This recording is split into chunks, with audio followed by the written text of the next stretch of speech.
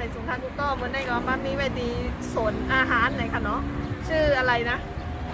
ม่านไผ่สายน้ำไหนคะเนาะจะเปิดใหม่มาเขากับตัวจำกันตั้งในไหนคะเนาะทางดีใจมากับตัวจำกันตามมาเลยเนี่ยพานี่มาด้วยนะมาเลยไปเร็วร้องไผ่วิ่งทำไมได้ไปเลยเอาค่ะนี่ก็จะเป็นตั้งน้ำมันไหนคะเนาะมาเขากับตัวจำกันในค่ะเนาะเนี่ยพวกเขามาก็มีตีถ่ายรูปเห็นจ้ะลูกขอถ่ายรูปก่อนว้าวนี่ก็จะเป็นตั้งเขาไหนคะเนาะจะเป็นไหนค่ะในค่ะเนาะตั้งน้ำไปดูตั้งนี้ดีกว่าโอ้ยดูดิสวยไหมโอ้ยในค่ะเนาะอันเป็นน้ำสอมโอ้โหสวยมากเลยอะว้าวกระโดดลงน้ำไหมเนี่ยกระโดดทำไมอ่ะก็อยากให้เล่นน้ำอ่ะเล่นไม่ได้นี่โอ้ยตกใจหมดเลยอันนี้ก็จะเป็นตามาเต็มเลยจับมือไว้ก่อนเดี๋ยวตกลงไปนะนี่ค่ะสวยมากเลยมีปลาด้วยไอเนี่ยเขาบอกมาว่าจะเป็นเอาท์ดอร์นะแต่ถ้าเป็นห้องส่วนตัวเนี่ยห้องส่วนตัวอย่างเนี้ยต้องลงคิวต้องรอคิวเพราะเป็นห้องข้างในต้องรอคิวแต่ว่ารอคิวใช่รอให้คนออกก่อนแล้วถึงเราจะเอาเป็นห้องส่วนตัวหรือว่าเอาเป็นเอาท์ดอร์เลยแบบเปิดประตูอย่างเงี้ยดูอ๋อเป็นซุ้มก็ได้เป็นซุ้มก็ได้เอาซุ้มหรือว่าห้องส่วนตัว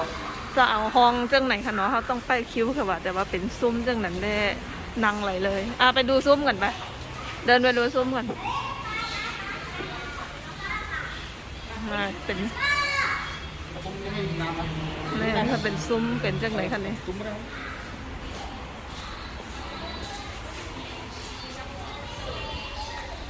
อ๋อนี่ก็บอนนางซุ้มเนี่ยได้มันเต็มได้หันนั่นค่ะเนาะ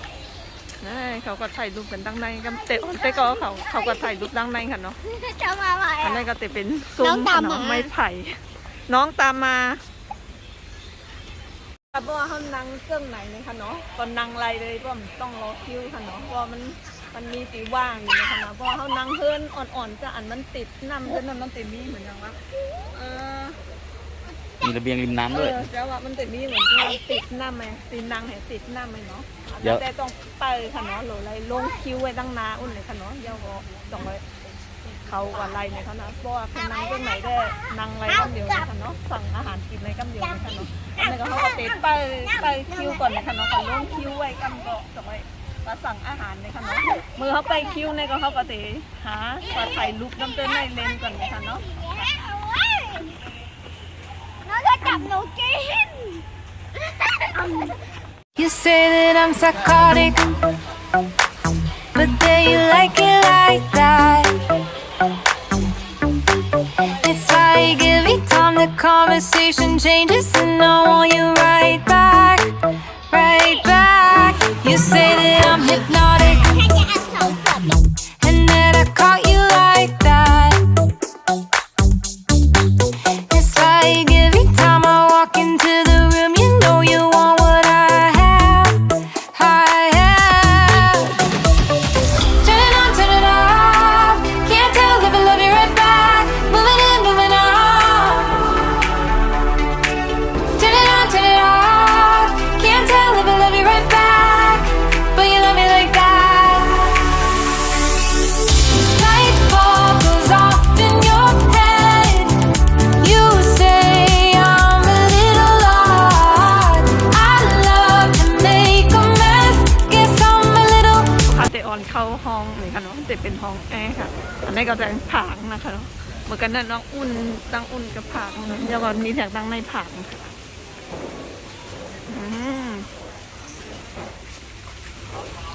สวยมากเลยโอ้ย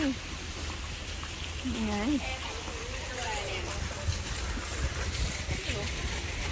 นี่เข้าห้องไปเลยค่ะเข้าไปเลยค่ะถอดรองเท้าเลยค่ะคุณเขาบอกว่า รองเท้าที่ใส่เข้าข้างในได้นะลูกค้าถอดไว้ด้านหน้าได้ไหมก็บอกว่าถอด ถอดรองเท้าเลย ว้าว นี่ค่ะเนาะนี่วิวสวยไหมล่ะ นี่เป็นห้องแอร์ไหนค่ะเนาะ จะตกน้ำ ห้องแอร์นี่ก็ว่าปั่นเกิน3 ชั่วโมงไหนค่ะเนาะ นั่งถึงเลย3 ชั่วโมงค่ะ เต็มมาเต็มไปหมดเลย อ๋อ ค่ะ แอร์ดิ แต่ว่าเขากางคันหรือได้ดังตั้งน้องนี่ได้แค่ไหนเนี่ย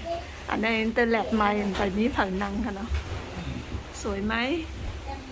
ค่ะ แล้วก็สั่งอาหาร เจ๋ง อาหาร นอนเลยเหรอน้องไข่ อยากให้ลูกขึ้นอยากให้ยาย ก็สั่งอาหารเยอะเนี่ยเขาเตะกดเนี่ยเขาเตะเต็กกันนะเนาะเต็กห้องเขาค่ะเนาะเขาก็เต็มมาก จะต้องอยู่มาเลย โอ้โหสุกซากหมดเลยอ่อนนึกอ่อนมากเลยวันนี้ว่าสุกซากหมดแล้ววะอ่า นี่ อาหารมาแล้วอันนี้คืออะไร ข้าวจ้ะ ข้าวสั่งต้มตำไก่กลางก็เตะแห้งอินเลยค่ะเนาะโอเคกินข้าวเลย กินกันเลย ไก่นะไก่อะไร ดูหม้อดิคนน่ารักเลยอะดูเนี่ยหม้อแกง ไหนมาเกง แม่ แม่หม้อแกง แม่จะมาเอานั่งอยู่ตรงนี้ ใช่คนน่ารัก ครับดันเข้าแม่นี่ อันนี้ก็หม้อเขาได้หม้อเขาก็หังลีได้ ติดแล้ว แล้วกินข้าวก่อนกินข้าวก่อน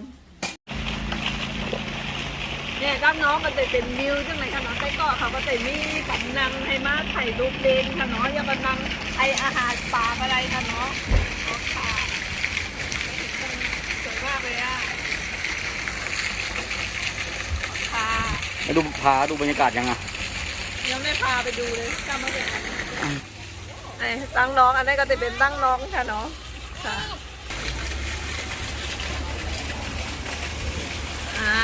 ตั้งน้องก็จะเป็นเจ้าไหน มองไม่เห็นเลย